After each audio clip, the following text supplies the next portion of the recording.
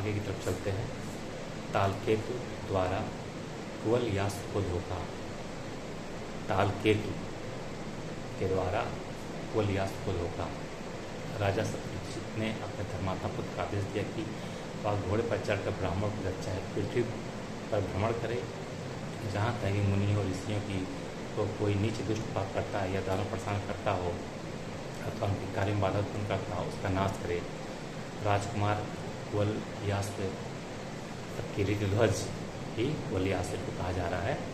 पिता की आज्ञा को स्वीकार कर नित्य प्रति प्रातः घोड़े पर चढ़कर ब्राह्मणों की रक्षा हेतु भ्रमण पर निकल जाता था। दोपहर के बाद आकर माता पिता के चरणों प्रणाम करता है। शेष समय अपनी पत्नी के साथ व्यतीत करते। एक दिन राजकुमार भ्रमण करते हुए यमुना तट पर पहुँचे। वहाँ पाताल केतु का छोटा भाई तालकेतु माया से आश्रम की रचना करके उस आश्रम में ऋषि के वेश में रहता था। तालकेतु का छोटा भाई, जिसका नाम तालकेतु था, उसने राजकुमार को देखा और पहचान करके कुवलयास्त्र से अपने भाई का बदला लेने का निश्चय किया। तालकेतु कुवलयास्त्र से बोला, हे राजपुत्र, तुमने आज तक किसी याचक को खाली हाथ लौटाया नहीं है, अतः मैं विश्वास करता हूँ तुम हमारी भी याचना नहीं डालोगे।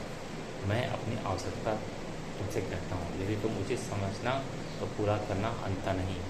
मैं धर्मार्थ यज्ञ करने वाला हूँ, नाना प्रकार की इष्टियाँ भी करनी हैं, परंतु यज्ञ में उचित दक्षिणा हेतु धन नहीं है। हे वीर श्रेष्ठ, यदि तुम यह अपना कंठ का आभूषण दे दो और मैं प्रजा की सुख समृद्धि हेतु वेद के वरुण देवता के मंत्रों द्वारा जल देवता वरुण की आराधना हेतु जल के भीतर जा रहा हूँ। जब तक मैं जल से वापस ना आऊँ तब तक तुम मेरे आश्रम की रक्षा करना। राजकुमार ने अपने कंठाभूषण को देते हुए कहा, हे मुनिवर, आप शंका रहित होकर अपने इच्छित कार्य को करिए। जब तक आप आश्रम में वापस नहीं आएंगे तब तक मैं अपने आश्रम की रक्षा करता रहूँगा। तालकेतु राजकुमार का कंठाभूषण लेकर जल में प्रविष्ट हो गया। तालकेतु जो राक्षस था, उनका आभूषण जो कि गले में धारण करते थे, उसको लेकर जल में चले गया, प्रविष्ट हो गया और अंदर ही अंदर दूर जाकर जल से बाहर निकलकर कुवलयास्त्र के माता पिता के पास पहुँच गया तथा उस कंठाभूषण को देते हुए दुखी स्वर में कहा, हे राजन, आपका वीर पुत्र कुवलयास्त्र मेरे आश्रम के पास दैत्य से तपस्वी की रक्षा कर रहे थे कि युद्ध में दैत्य ने उन्हें मार गिराया और घोड़े को लेकर चले गए। शोकमग्न तपस्वी ने उनका दाह संस्कार कर दिया है। राजकुमार ने मरते समय मुझे यह कंठभूषण दिया, इसका मुझे क्या करना चाहिए? इसे आप अपनी संभावना के लिए रखें, देकर वापस आ गया।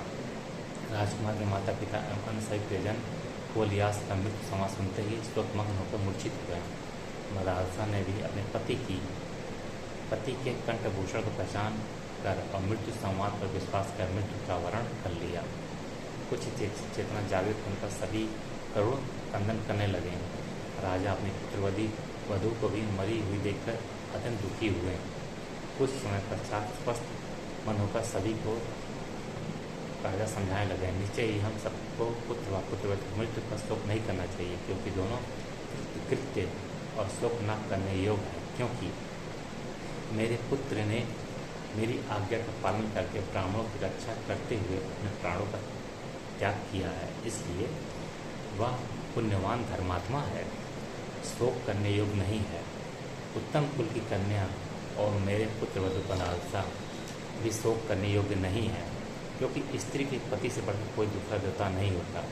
इसलिए जिस स्त्री ने अपने पति के मृत्यु संवाद को पाकर पति का अनुसरण किया है, वह बुद्धिमानों के लिए शोक करने योग्य नहीं है।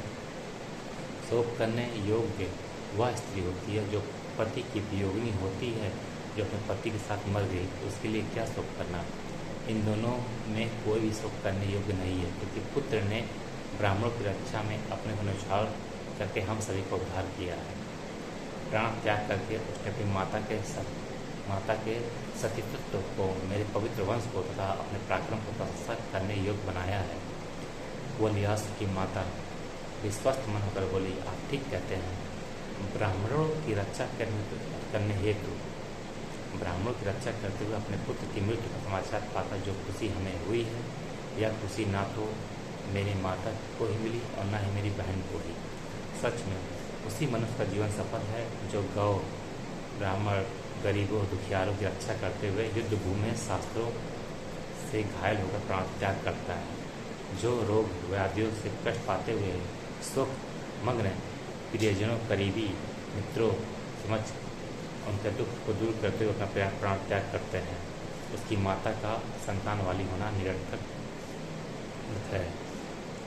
जो याचक मित्र एवं शत्रुगणों द्वारा विमुख नहीं होता, उसी का पिता पुत्रवान होता है। जो याचक मित्र एवं शत्रुगणों द्वारा विमुख नहीं होता, उसी का पिता पुत्रवान होता है।